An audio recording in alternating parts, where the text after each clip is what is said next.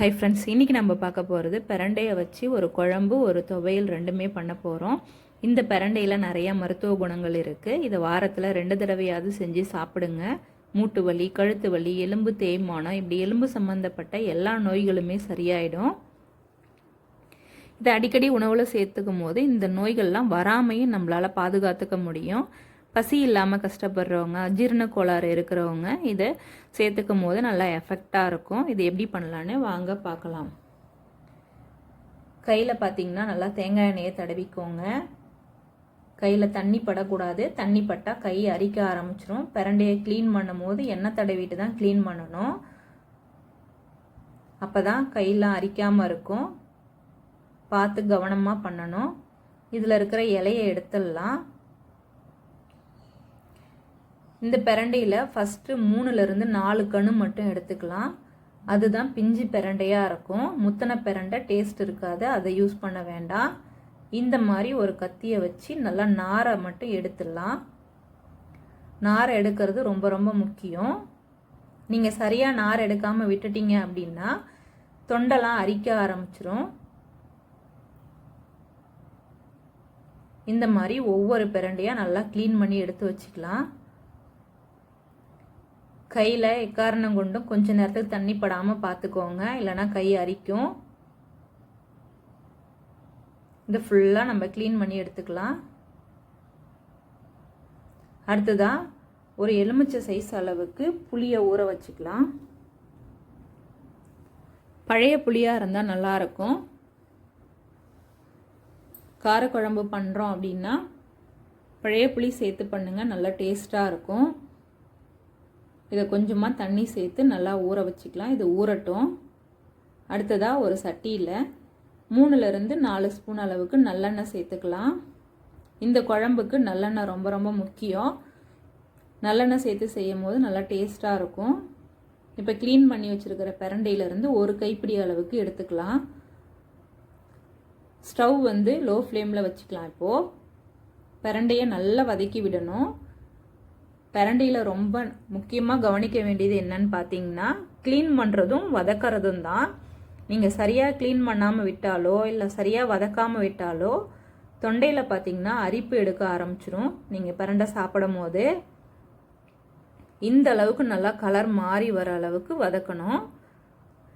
நார் எடுக்கிறதும் ரொம்ப ரொம்ப முக்கியம். இது ரெண்டுமே நீங்கள் கரெக்டாக பண்ணிட்டீங்க அப்படின்னா பிரச்சனை கிடையாது.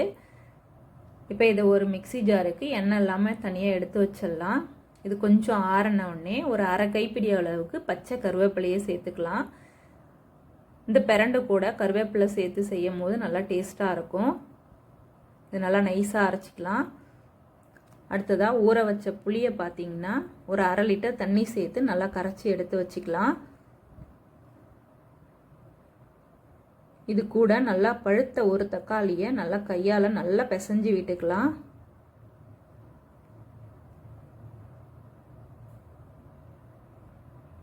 நல்லா பிசைஞ்ச உடனே ஒரு 1/4 டீஸ்பூன் அளவுக்கு மஞ்சள் தூள், 2 ஸ்பூன் அளவுக்கு குழம்பு மிளகாய் தூள், 1 ஸ்பூன் அளவுக்கு தனியாத்தூள் சேர்த்துக்கலாம். குழம்பு மிளகாய் தூளோட வீடியோ பார்த்தீங்கன்னா கீழே டிஸ்கிரிப்ஷனில் கொடுக்குறேன், பார்க்காதவங்க பார்த்துக்கோங்க. இந்த குழம்பு மிளகாத்தூள் சேர்த்து செய்யும் போது நல்ல குழம்பு டேஸ்ட்டாக இருக்கும். தேவையான அளவுக்கு உப்பு சேர்த்துக்கலாம். இப்போ இதை எல்லாத்தையுமே நல்லா கலந்து விட்டுட்டு அரைச்ச விழுதையும் இது கூட சேர்த்துக்கலாம். இப்போ மிக்சியில் ஒட்டிகிட்டு இருக்கிற அந்த விழுது கூட கொஞ்சமாக தண்ணி சேர்த்து அதையும் இது கூட சேர்த்துக்கலாம். இப்போ அடுத்ததாக மண்பானை சட்டியில் பார்த்திங்கன்னா ஏற்கனவே கொஞ்சம் எண்ணெய் இருக்குது, வதக்கின எண்ணெய். அது கூட இன்னும் கொஞ்சம் எண்ணெய் சேர்த்துக்கலாம். எண்ணெய் நல்லா சூடேறின உடனே தாளிப்பு வடகம் பார்த்திங்கன்னா ஒரு அரை வடகம் எடுத்து இது கூட சேர்த்துடலாம். வடகம் நல்லா பொரிஞ்ச உடனே கொஞ்சமாக பெருங்காயத்தூள், கொஞ்சமாக கருவேப்பிலை சேர்த்துட்டு உரித்து வச்சுருக்கிற 3லேருந்து 4 கட்டி அளவுக்கு பூண்டை முழுசாக போட்டுக்கலாம். பூண்டு எந்த அளவுக்கு போடுறீங்களோ அந்த அளவுக்கு குழம்பு நல்லா டேஸ்ட்டாக இருக்கும்.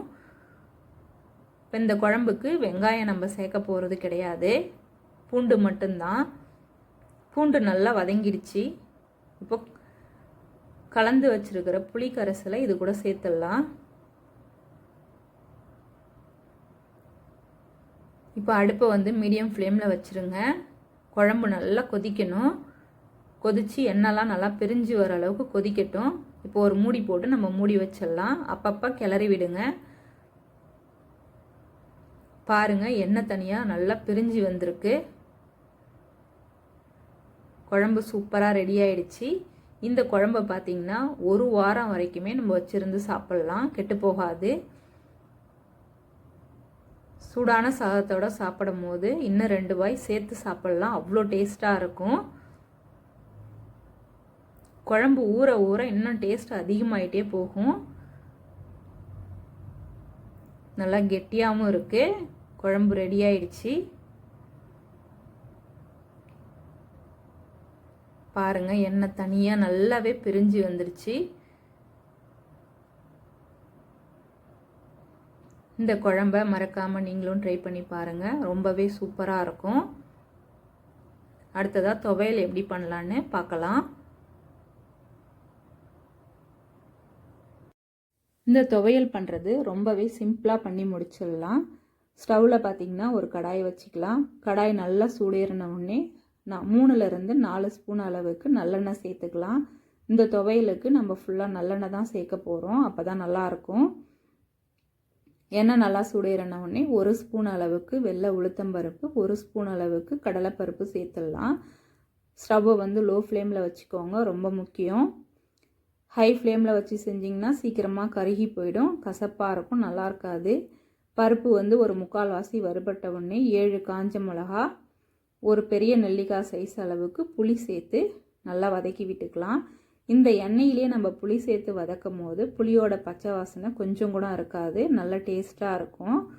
பருப்பு நல்லா வறுபட்டுடுச்சு. இதை ஒரு பிளேட்டுக்கு மாற்றிடலாம், அதை ஆறட்டும். அதே எண்ணெயில் ஒரு கைப்பிடி அளவுக்கு பிரண்டையை எடுத்துக்கலாம். இது நம்ம ஏற்கனவே க்ளீன் பண்ணி வச்சுருக்கிற பிரண்டை தான். பிரண்டை வதங்கிறது ரொம்ப முக்கியம்னு நான் ஏற்கனவே சொல்லியிருக்கேன். நல்லா வதங்கணும். நல்லா வதங்கிடுச்சு, நல்லா கலர் சேஞ்ச் ஆகி வந்திருக்கு. இப்போது நல்லா வதங்கின உடனே கொஞ்சமாக கருவேப்பிலை இது கூட ஆட் பண்ணிக்கலாம். கருவேப்பிலை சேர்க்குறது ஆப்ஷனல் தான், சேர்த்து செஞ்சால் நல்லா டேஸ்ட்டாக இருக்கும், குவான்டிட்டியும் அதிகமாக வரும். இதை 1 நிமிஷம் மட்டும் நல்லா வதக்கி விட்டுட்டு ஸ்டவ்வை ஆஃப் பண்ணிடலாம். இப்போ இது கொஞ்சம் நேரம் ஆறட்டும். இது எல்லாமே நல்லா ஆறின உடனே ஒரு மிக்ஸி ஜாருக்கு சேர்த்துடலாம். இது கூடவே தேவையான அளவுக்கு உப்பு, கொஞ்சமாக தண்ணி சேர்த்து ரொம்ப நைஸாகவும் இல்லாமல் கொரகொரப்பாகவும் இல்லாமல் கொஞ்சம் நைஸாக மட்டும் அரைச்சிட்டு வந்துடலாம். இந்த அளவு இருந்தால் போதும். அடுத்ததாக ஸ்டவ் ஆன் பண்ணிக்கலாம்.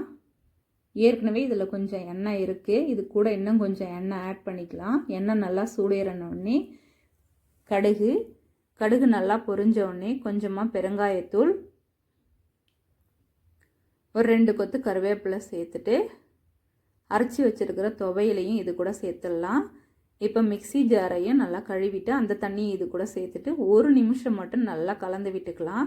ரொம்ப நேரம் வதக்கி விடாதீங்க, ஏன்னா நம்ம பருப்பு சேர்த்துருக்கிறதுனால ரொம்ப கெட்டியாயிடும். இப்போ அடுப்பை ஆஃப் பண்ணிடலாம். பாருங்கள், சூப்பராக துவையல் ரெடி ஆயிடுச்சு. இந்த துவையலை சூடான சாதத்தோடு சாப்பிடும் போது நல்லா டேஸ்ட்டாக இருக்கும். இல்லை சாம்பார் சாதத்துக்கு, தயிர் சாதத்துக்கு சைடிஷ்ஷாக சாப்பிடும் போதும் நல்ல டேஸ்ட்டாக இருக்கும். நீங்களும் ட்ரை பண்ணி பாருங்கள். ட்ரை பண்ணி பார்த்துட்டு எப்படி இருக்குன்னு கமெண்ட் பண்ணுங்கள். இந்த வீடியோ உங்களுக்கு பிடிச்சிருந்துச்சுன்னா லைக் பண்ணுங்கள், ஷேர் பண்ணுங்கள், மறக்காமல் சப்ஸ்கிரைப் பண்ணுங்கள். Thank you.